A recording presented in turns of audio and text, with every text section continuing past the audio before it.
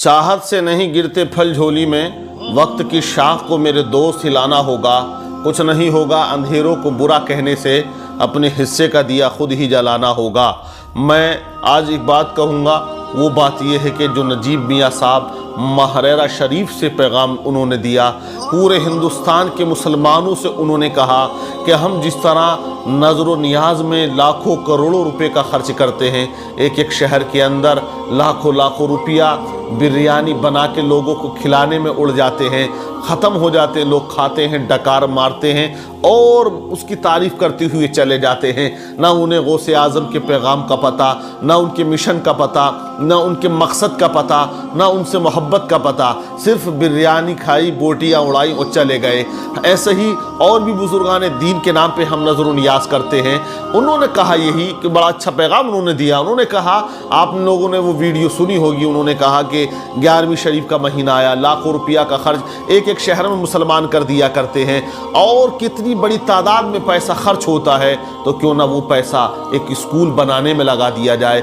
आज हमारे मदरसों की हालत देखें, पूरे हिंदुस्तान के अंदर आप कहीं भी चले जाएं, आप मेरे भाई गांव गांव, शहर शहर, कस्बा कस्बा देखें, मदरसा होता है ना, छोटा सा मदरसा होता है या बड़ा भी होता तो उसकी कंडीशन ख़राब ही होती है। वहाँ खुराफातें इतनी होती हैं, वहाँ जाहिल लोग होटल पे बैठ के चाय की चुस्की पीते पीते ना इतनी बुराइयाँ करते हैं, लेकिन कभी उसको आगे बढ़ाने की बात नहीं करेंगे, कभी उसमें चंदा देने की बात नहीं करेंगे। वो बच्चे जो हमारे स्कूलों में जाते हैं, क्यों, क्या स्कूलों में पढ़ाई होगी? क्या स्कूलों के अंदर हिंदी, मैथमेटिक्स, गणित, इंग्लिश वगैरह पढ़ाया जाएगा? क्या मदरसों में ये तालीमें नहीं हो सकती है? मैं कहता हूँ हो सकती है, लेकिन हमारे मदरसों की हालत ये है, एक इमाम साहब हैं वो मस्जिद में नमाज पढ़ाएं और वही मदरसे में आकर बैठ जाएं, वही मदरसे के अंदर बच्चों को सबक दें। 5 मिनट, 10 मिनट, 15 मिनट के लिए बच्चा आता है, सबक लेता है, चला जाता है। अब एक इमाम, पूरे गाँव की जिम्मेदारियाँ उस पर होती हैं, तमाम जिम्मेदारियां निभाते हुए 100 बच्चों को पढ़ाए, कहीं कहीं 150 बच्चे होते हैं, एक इमाम साहब कहाँ कहाँ हैंडल करेंगे? अरे जो निज़ाम स्कूलों का है वो मदरसों के अंदर आप लागू करें, जो शिक्षा स्कूलों में है वो शिक्षा मदरसों में आप लागू करें। अपने मदरसों के अंदर वो एजुकेशन को लेकर आएँ, वो मामला बनाएं जो स्कूलों के अंदर होता है।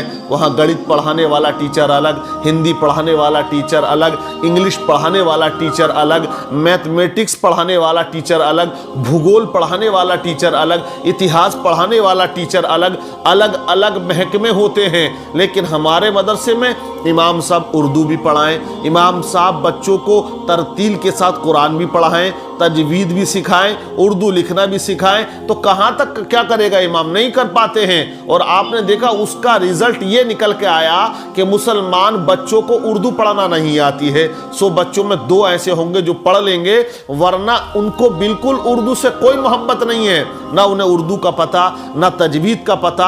आप देखें वजह क्या? वजह यही रही कि हमने मदरसे की तरफ कभी ध्यान नहीं दिया। हमने 50,000 इंग्लिश मीडियम को दिया, इंग्लिश मीडियम में फीस जमा की, वो 50,000 तुम अपने मदरसे में जमा करते, एक अच्छे इंग्लिश पढ़ाने वाले टीचर का इंतजाम करते और मदरसे को आप तरक्की देते। उसके अंदर 5वीं की मान्यता, हाई स्कूल की मान्यता, इंटर की मान्यता लेते। जगह कम होती तो चंदा होता, वो फीस ली जाती जो हम स्कूलों को देते हैं।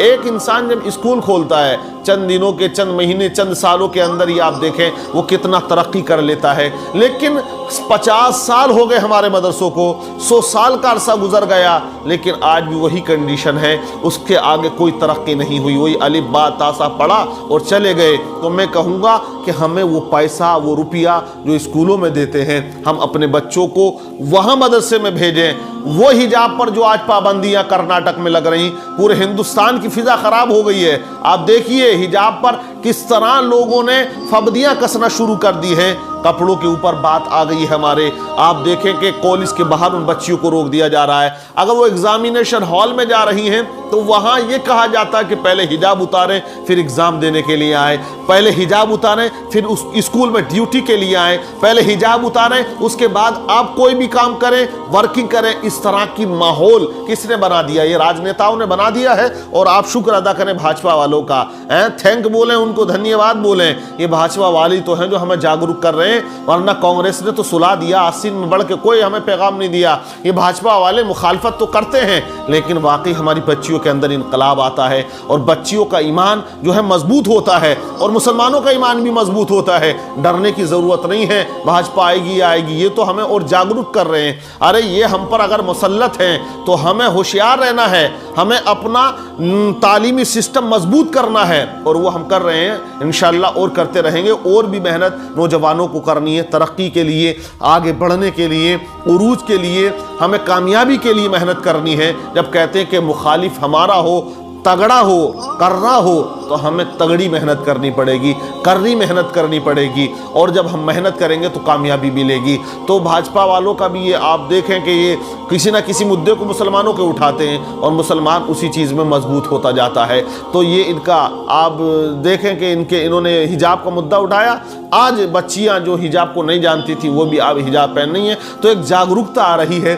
तो मदरसों का निज़ाम अच्छा करें, मदरसों को स्कूल में आप ज्वाइन कर दें। मदरसा तो हो लेकिन वो स्कूल भी हो, मदरसा तो हो लेकिन स्कूल भी हो, उसमें जहाँ कुरान की तालीम हम देते हैं वो एक अलग से उसका सिस्टम होना चाहिए। सिस्टम होता है जैसे आप स्कूलों में होता है वैसे ही सिस्टम बन जाएगा, लेकिन सिस्टम बनेगा तभी जब हम लोग जागरूक होंगे और मदरसों की भलाई के लिए, तरक्की के लिए हम काम करेंगे। एक कमेटी बनाएंगे, लेकिन कमेटी क्या, गांव-गांव देखें, खुराफातों के अलावा भैया कुछ हो नहीं रहा है इस कौम को, ये जाग नहीं रही है, जाग जाए तो बड़ा अच्छा हो जाएगा। कहते हैं कि जिस्म सज तो सकता है खुशनुमा लिबासों से, लेकिन ज़िंदगी संवरती है इल्म व फ़न के गोहर से। पिघलना इल्म की खातिर मिसाल शम्ए ज़ेबा है, और बग़ैर इसके तुम नहीं पहचान सकते कि खुदा क्या है। तालीम पर, एजुकेशन पर हुजूर नबी पाक सल्लल्लाहु अलैहि वसल्लम ने जितनी ताकीद फरमाई है, आप अगर तारीख पढ़ेंगे, चैप्टर पढ़ेंगे, उठाकर देखेंगे, तो आप कहेंगे वाकई हमारे नबी तालीम को कितनी फ़ौक़ियत देते थे। तो हमें चाहिए कि हम अपने बच्चों को वो एजुकेशन दें